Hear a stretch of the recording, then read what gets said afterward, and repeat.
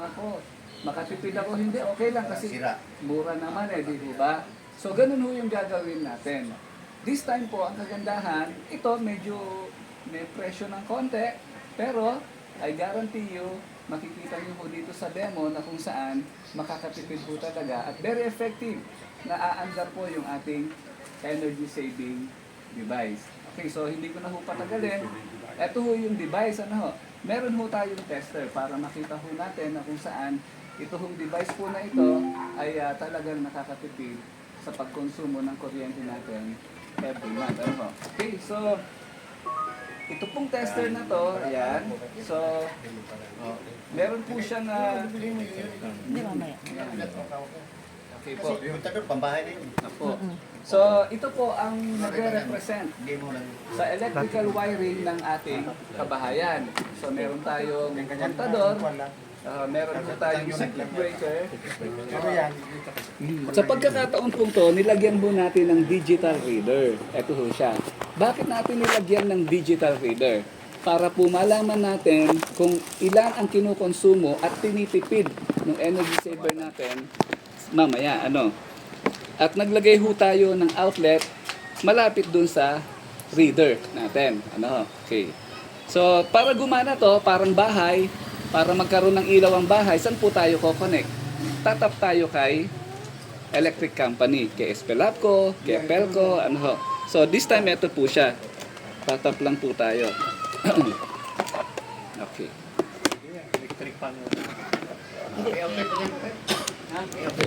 So, i-on ko na po yung ating circuit breaker. Ayan. Ayan po. Okay na po. Okay na po siya. So, this time po, yung kanyang voltahe ay 227 volts or 228. Standard na yan, 220. Apo, 228 volts. So, example ho, ito siya, bumbilya, 100 watts po to. Okay? Kung hindi ho nila nakikita ho yung numero dito, pwede silang lumapit ng konti para makita ho nila. Okay.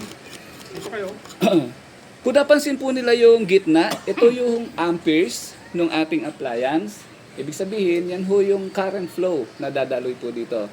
Yung power consumption, ito po yung watts. Yung watts po, yan po yung kino-convert into kilowatt. Yung kilowatt, siya po yung kino-convert into peso. Kaya magko-concentrate ho tayo dito sa kulay green. Kasi yan ho yung magre-read doon sa konsumo ng ating appliance. Okay, so i-switch on ko na po yung ilaw. Ayan, so nasa 96 point something po siya yung wattage po ng bumbilya natin. So tama lang siya, kasi ang maximum po niya is 100 watts. Okay. So ano po yung point dito sa part na to? So halimbawa, nagsindi ka ng ilaw sa bahay or ng any appliance, kapag nag-reading ho si electric company, yung accumulation po nung nagamit natin sa isang buwan, dito po nila ibabase. Tama? Okay. So, paano gumagana si energy saver natin? Simple lang po. Simple lang. Sa lahat po ng outlet ng bahay po natin, isasaksak lang po natin to. Hindi na ho isang outlet lang po. Hindi na po kinakailangang itabi sa circuit breaker. Bakit? Sa dahilang lahat ho ng dumadaloy sa circuit breaker, kahit nasa main pa yon, at dumaan siya ng iba't ibang branches ng circuit breaker, iisang kuryente lang din ang dinadaluyan. Ito po ay plug-in lang, huwag kayong mag-alala, tatrabaho na siya. Ganun lang po siya kasimple. Kaya this time, yan po yung wattage niya, isasaksak lang po natin siya sa outlet. Okay. So, bumaba po? Okay. Okay. Tapos, tatanggalin ko lang po ulit. Sa taas. Babalik po siya ulit sa 95 watts. Legal. Okay? So, titignan po natin ulit. Pababa siya. Okay. So, may energy saver ka sa bahay, mas maganda. Kung wala naman, depende po yun sa atin. Ang atin pong energy saver, hindi po siya sa pilitan. Pero ito lang ho yung catch. Wala kang saver, month after month, dito po i-base ni electric company yung babayaran mo. Tama? Pero try nyo pong i-open yung mind natin. If may energy saver ka, mababa ho yung watts, Baba. dito ho i-base ni electric company yung babayaran mo every month. Mababa ho ba siya? Mas mababa ho po siya. Kaya sa mga naka-experience na bumaba si kuryente, that's the proof na kung saan gumagana po yung ating energy saver. Ang energy saver po natin, hindi po siya overpromise, 20 to 40% ng bill natin sa kuryente, pwede po nating ma-save. May nagtatanong, bakit 20 to 40%? Ibig sabihin, hindi siya accurate. Hindi po ganoon. Ibig sabihin, depende sa load ng bahay. Halimbawa, di ka naman ganong gumagamit ng aircon. Tama? Or ng maraming aircon. Isa lang aircon mo. Baka sakali maabot mo yung 30%. Or 20%. Or 40% meaning. Pero kung ikaw naman, 3 aircon yung ginagamit mo, baka dun ka lang sa 20%. So, depende ho dun sa load ng bahay. So, hindi ho tayo nag-overpromise na bili ka nito, sa isang buwan makatipid ka ng 1,000. Hindi po siya ganoon. Bawasan lang. Opo, makatipid ka ng 500 kuya sa kuryente mo buwan-buwan, masaya ka na eh. Tama ho? So, sa isang taon, yung 500, yun po ay 6,000. Ang kagandahan ho sa saver ho natin, magagamit mo minimum of 5 years. Ang lifespan po niya ay 5 to 10 years actually. Lifetime yan. 5 to 10 years po yung kanyang lifespan. Yung kanyang warranty, nagbibigay ho kami ng 6 na buwan na warranty doon sa produkto. So, ganun ho siya ka-effective. So, napansin ko si Sir, may dala ho siyang energy saver. Gusto niyo yung testingin, Sir? Sige po. Ito ba'y effective o kung Yes po. babasagin na lang. So, ito ho. Hindi na kung ganyan. Ayan. Yung blue sa atin.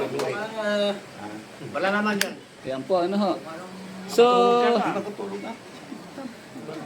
96, lalagay ko po si saver ni Sir. Tignan po natin mabuti. Lapisan mo. Kikita mo? Parang nagbago siya pero pataas, hindi pa baba. May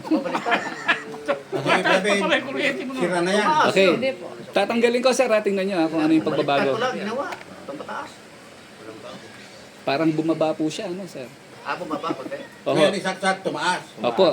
Obserbahan po natin ulit. Lalo ko lang. Tumaas. Okay. Tumaas, kaya pa ng baba ng kuryente. Itapon mo na yan. Tapon mo na.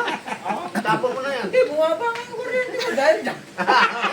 Okay. Bumabaha pala. So, di ho ba, tayo syempre gusto ho natin, hanggat maaari, nakakatipid tayo ng kuryente. Hindi na Kaya mag-overheat ba yan pag 24 hours ka gamitin? Wala, Tuloy na yan. tuloy-tuloy lang siya. Hindi na ho binubunot, Sir. Kahit hindi ho natin ito, nakasaksak lang po ito sa Kasi bahay. mayroon din akong Paano malalaman siya Ay, kung 3,000. expire na yung 3,000 pa yun. Ayan, okay. Maganda ho yung tanong ni Sir. So, una-una, 5 years po yung kanyang lifespan. Just in case, pwede na lang muna natin i-calendar. Kasi malaki din. I-calendar po natin kung kailan nyo siya pinurchase. Solar nila. Ano po? I-calendar natin kung kailan natin pinurchase. Okay? 5 years kasi yung minimum of use eh. Opo. Ngayon, ikalawang way para malaman mo kung gumagana pa siya, kapag wala na po yung ilaw nito, Sir, may pilot light. may indicator light po siya. Pilot light, Sir. Tama po kayo. Ito po siya. So, by the time na nawala ito, halimbawa, isang taon na nawala yung ilaw. O, wag muna kayo magpanik. Bakit? Kundi lang. Yan. Meron po siyang fuse dito sa pinakataas. Ngayon, ito ho yung unang tatamaan kapag may something na short sa bahay. Hindi ho muna ito maapektuhan. So, tignan nyo lang ho yung wire na manipis sa gitna. Pag yun po ay putol, 10 piso lang po. Sa mga electronic supply, Sa internet naman yung mga fuse. 10 piso lang po. Amperes lang yan, mga 10 na. 10 amperes lang po siya. Okay. walang sila naman yan. Oo, sabi ko kasi. Yan. Wala siya eh. So ngayon po, Yung Kukuha ka ko pa rin. Hintay ko lang. 100 plus na lang babayaran mo. yan. Ano pa po yung use ng ating Malakas kasi yung Ah. fan. Yung energy saver? Yan, sige po. Saka yung... Sa plancha, ito po. May plancha po tayo. Ano ba yan? Ay, Kung rice cooker, meron kang ano? dalawang ganyan, isakit mo. Yung lilit yung... Opo, sir. Ito po, sir. Magkano po yung bill ninyo sa bahay? Depende ho sa bill. Ano ho? Halimbawa po kami, sa bahay po namin, nag-a-average kami ng 6,000, 6,500. Noong una, sumubok lang ako ng isa. Nakabawas ako ng 700, hindi na masama. Tama ho? So, according po dun sa present po sa akin ito, subukan niyo po yung dalawa, bababa pa po siya. Another month, bumili pa po ako ng isa. Magugulat ka kasi ako, by experience, 700 yung unang buwan, yung the second month, ano ho, talagang bumaba siya ng halagang 2.5. So, ganun ho ka-effective yung pong ating energy saver. Ganun ho siya. Opo, mas depende ho sa bill nila kung ang kuryente ho ninyo ay 4,000, kung gusto nyo gumamit ng dalawa, the more the merrier. Parang ganun siya. Tatlo kasi binili ko. Depende sa load ng appliances sa bahay. Opo, sir. Kasi sa amin, sir, ang aircon po namin ay 3. 2 sa taas, paggabi, 1 sa baba, pag-araw. So, syempre, yung isa, makatipid ka na rin. Kaya lang, syempre, yung 6,000, iniinda mo pa yun eh. Kung makatipid ka ng 2K, happy ka na dyan. To think na ikaw ay gumagamit ng mga ganong appliances na malalakas kumonsumo po siya. So, ganun po. Ang tanong, Sige po. magkano? Ayan, sige po. Sa price po nito ay 4,000 Sige po, alam na nila. 4,000 Sabi ko, pesos. nakamura lang. Naka-promo po Promo siya siya. actually. Ano ho? 3.5. Actually, hindi ho. 5,000 po 5,000 actually po yan. ang presyo po niya. Mahal akong bumili, mahal eh. Oo. Wala pang promo nung akong bumili eh. Ayan, oho. 3 pa naman yung binili ko.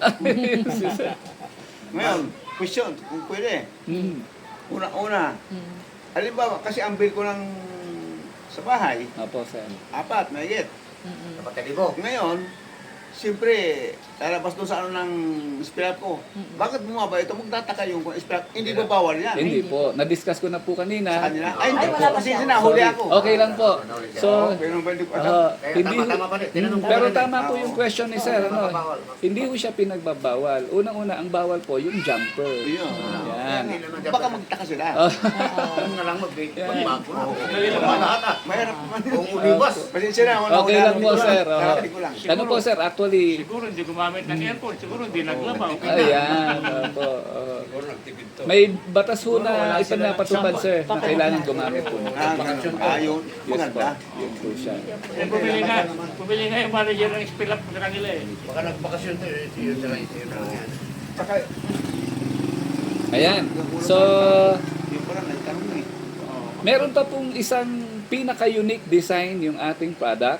Ano po yon? Halimbawa po ito, centralized po ang tawag. Bakit? Once na naisaksak mo sa loob ng bahay, yung the whole thing, wika nga, i-correct po niya dapat yung current flow. At so happen na hindi niya ginagawa, correct? So this time, yung sa atin, kino-correct po niya. At nire-reduce niya yung power consumption ng appliance. May isa pa ho siyang unique design. Alin po yon? Kung napansin nyo ho sa bottom, sa pinaka-ilalim po ng ating device, meron ho siyang outlet. Para saan to? Ang ganda ng tanong ni sir. Ito ho ay para sa mga resistive appliance. Ibig ko sabihin ng resistive appliance, lahat po ng may heating element. Kagaya ng plancha, electric kettle, rice cooker, water heater, yan po yung mga resistive appliance. Anong gagawin dito? Doon po siya isasaksak. Halimbawa po, kung mahilig silang mamlansya, dito po natin isasaksak. Bakit? Eksakto. And at the same time, ilang watts ba ang plancha? Ilang watts ba ang rice cooker? So yan pong mga appliance na binabanggit ko, yan ho yung mga kilalang appliance na malakas humigop ng kuryente. Ang plancha ho, minimum of 1,000 watts. Yung pong kanyang konsumo, tama? So pag dito mo isinaksak, mas malaki yung tipid mo. Okay? Pakita natin kung paano nag-work. Hindi, alin ba pwede magdalawang outlet yan? Pwede kong magsabay dito. Magawa ko ng outlet dito. Apo. Yan ko isaksak. Tapos sa